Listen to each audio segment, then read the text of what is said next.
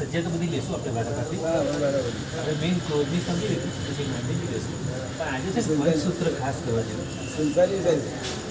આ પંચસૂત્ર બહુ જ ઇન્ટરેસ્ટિંગ છે, બહુ જ સગુતારું કોણ સાથ એ બી ભાઈ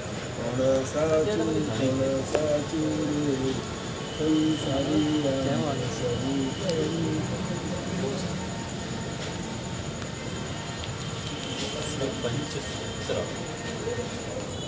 અને એમાં બાજુ પહેલું સૂત્ર જો આમાં લખ્યું છે પહેલું સૂત્ર તો આ પંચસૂત્રના પાઠ કેટલા આવશે? હા બધામાં પહેલું પાઠ છે, 4-5 પાઠ તો હશે જ ને. આ તો પહેલું સૂત્ર આટલું ટોપ છે તો બીજા બધા કેવા હશે? એનાથી કેવા ચડિયા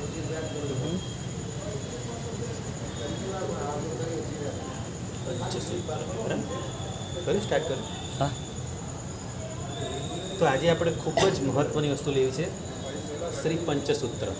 આના રચનાકાર છે ચિરંતન આચાર્ય કૃત, એટલે એમણે પોતાનું નામ નથી જણાવ્યું.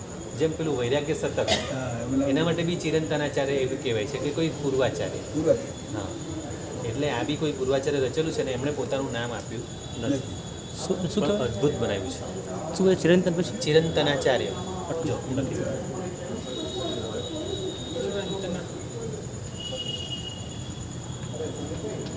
ચિરંતનાચાર્ય એટલે આમાં ચિરંતન આચાર્ય જુદું કાઢ ચિરંતન આચાર્ય કૃત કૃત એટલે કે એમણે રચ્યું. મુંબઈ સદુજી ઘણા હતા. આપણે તો આપણો વધારે ઘણા ફરક કેટલા છે.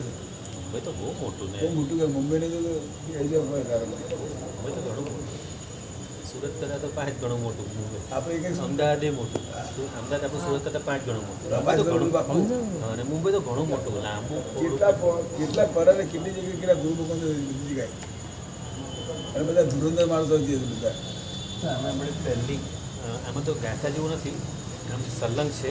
આપણે એક પાના પ્રમાણે લઈએ, એક પાના છે. હા પહેલું પાન છે અને પછી એમાં 4 શરણ છે, દુષ્કૃત ગરહા છે, સુકૃત અનુમોદના છે.